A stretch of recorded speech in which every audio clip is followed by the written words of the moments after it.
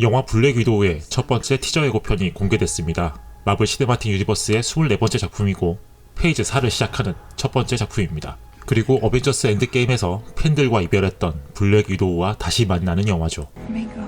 사실 그에 대한 반가움보다는 어떤 이야기를 보여줄 것인가가 더 궁금합니다. MCU의 전개상 이미 그녀는 세상에 없기 때문입니다. 티저 예고편이 공개된 후 수많은 추측과 가설들이 나오는 이유도 그 때문이겠죠. 그들 가운데 흥미로운 추정들을 모아봤습니다. 영화 블랙 위도우가 캡틴 아메리카 11호와 어벤져스 인피니트 워 사이의 시점에서 벌어지는 이야기라는 건 이미 알려진 사실입니다. 그리고 이번 예고편은 이 영화의 무대가 헝가리 부다페스트라는 사실을 알려주고 있습니다. 이건 저의 추측이 아닙니다. 예고편의 첫 장면에 나온 이 동상이 바로 부다페스트 갤레르트 언덕에 있는 자유의 동상이기 때문입니다. 그리고 예고편에 나온 기차역은 부다페스트에 있는 켈레티역이죠. 그동안 어벤져스 시리즈에서 부다페스트는 블랙 위도우와 호크아이와의 대화를 통해 자주 언급됐습니다. 어벤져스 1편에서는 다음과 같은 대화를 나눕니다.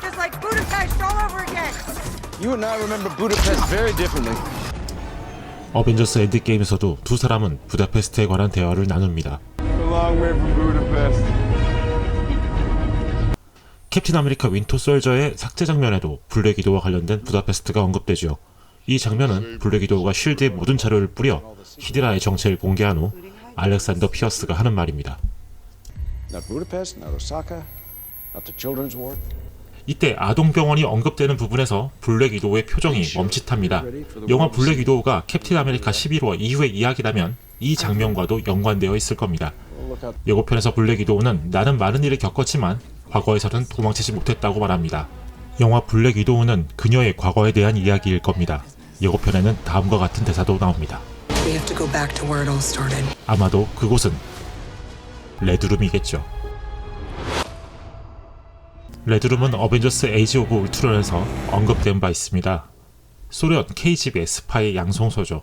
단지 훈련만 하는 게 아니라 과학적인 실험도 수행하는 곳입니다. 에이지 오브 울트론에서 블랙 위도우는 레드룸에서 불임 수술을 받았다고 말하기도 했습니다. 영화 블랙 위도우가 레드룸의 과거에 대한 이야기를 한다면 어쩌면 이 예고편에 나오지 않은 또 다른 캐릭터가 등장할지도 모릅니다. 바로 마담 B입니다. 배우 줄리 델피가 연기한 이 캐릭터는 에이지 오브 울트론에서 매우 살짝 등장했습니다.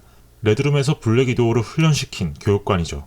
줄리 델피란 배우의 위상을 생각할 때 아마도 블랙 위도우의 제작진은 이 캐릭터를 그냥 지나치지 않을 것 같습니다. 만약 마담 B가 주요 캐릭터로 등장한다면 이 영화는 블랙 위도우가 과거 어떤 훈련을 받았는지 뿐만 아니라 어떤 실험을 당했는지도 보여줄 겁니다. 어쩌면 블랙 위도우가 마담 B에게 복수를 하는 이야기가 그려질지도 모르죠. 그동안 어벤져스 시리즈에서 부다페스트가 언급될 때는 항상 호크아이가 곁에 있었습니다. 그는 과거 부다페스트에서 어떤 일이 발생했을 때 블랙 위도우와 함께 있었던 캐릭터입니다. 몇몇 마블 팬들은 이번 영화에도 호크아이가 나올지 모른다고 추측합니다. 이번 예고편에서 그런 추측은 더 거세졌습니다.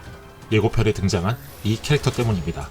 철갑으로 온몸과 얼굴에 휘두른 이 캐릭터의 이름은 태스크마스터입니다. 마블 코믹스 원작에서는 한 번 본 것을 근육의 기억으로 직접 전달하는 능력을 가진 빌런이죠. 그런데 예고편을 보면 태스크마스터는 활을 쏩니다. 바로 활을 쏜다는 것 때문에 그가 가면을 쓴 호크아이가 아니겠냐는 추측을 하는 겁니다. 영화 블랙 위도우에 나오는 태스크마스터가 빌런이 아니라면 호크아이일 가능성도 있을 겁니다. 하지만 이 이야기의 시점상 호크아이가 빌런이 될 가능성은 적어 보입니다. 캡틴 아메리카 11호 이후 갑자기 호크아이가 가면을 쓰는 악당이 되어 블랙 위도우를 공격한다는 건 맥락상 어려운 일일 테니까요. 다만 근육으로 자신의 기억을 전달하는 태스크마스터의 능력을 볼 때 그가 호크아이를 보고 활쏘기를 모사하는 것이란 설정은 가능해 보입니다. 블랙 위도우의 예고편에는 플로렌스 퓨가 연기하는 옐레나 벨로바란 캐릭터가 나옵니다. 원작에서는 나타샤가 미국으로 망명해 어벤져스에 합류한 후 러시아의 새로운 블랙 위도우 악당이 되는 캐릭터입니다. 하지만 예고편을 보면 이들에게는 우정 혹은 자매가 있는 듯 보입니다. 마블 팬들은 예고편 속 옐레나의 모습에서 흥미로운 점을 발견했습니다. 바로 그녀가 입고 있는 조끼 때문이죠. 그것과 똑같은 조끼를 어벤져스 인피니트 워에서 블랙 위도우가 입었다는 겁니다. 만약 이 옷이 원래 옐레나의 옷이라고 가정한다면 여러 갈래의 이야기를 상상할 수 있습니다. 영화 블랙 위도우의 마지막에서 옐레나가 우정의 뜻으로 블랙 위도우에게 옷을 주었거나 옐레나가 죽은 후 블랙 위도우가 그 옷을 간직했다던가 그런 거죠. 만약 옐레나가 죽지 않는다면 블랙 위도우 이후에 나오는 MCU 영화에서 옐레나를 다시 볼 수 있을지도 모릅니다.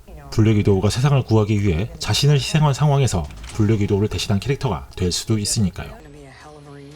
블랙 위도우 예고편에는 두 명의 또 다른 캐릭터가 등장합니다. 현재 알려진 정보를 볼 때 이 남자의 이름은 알렉세이 쇼스타코브입니다. 레드 가디언으로 불리는 슈퍼히어로인데 러시아의 캡틴 아메리카 같은 히어로라고 하네요. 원작에서는 나타샤의 전 남편인 캐릭터입니다. 예고편 속 상황을 볼 때 그는 이번 영화에서 블랙 위도우를 도울 듯 보입니다. 그리고 레이첼 와이즈가 연기한 멜리나 보스터코프가 있습니다. 원작에서는 빌런인 아이언 메이든이 되는 캐릭터이고 블랙 위도우의 적으로 나왔다고 하네요. 그래서 팬들은 이 캐릭터가 실제 이 영화의 빌런일지 모른다고 추정 중입니다. 미국의 할리우드 리포터는 그녀가 레드룸의 블랙 위도우 양성 프로그램에 관여했을지도 모른다는 가능성을 제시합니다.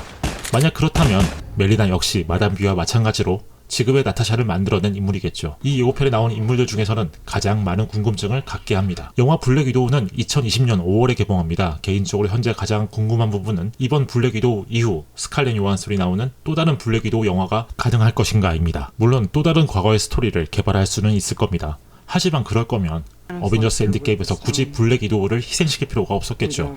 어디까지나 저의 생각으로는 이번 영화가 새로운 블랙 위도우를 소개할 것 같습니다. 나타샤를 대신해 옐레나가 새로운 역할을 부여받고 이후 MCU에서 활약하게 되는 거죠. 영화 블랙 위도우는 스칼렛 요한슨이 연기한 블랙 위도우의 과거를 보여주는 동시에 그녀와의 완전한 작별 인사를 하게 만드는 작품이 될 것 같습니다. 물론 어디까지나 저의 추정입니다. 감사합니다.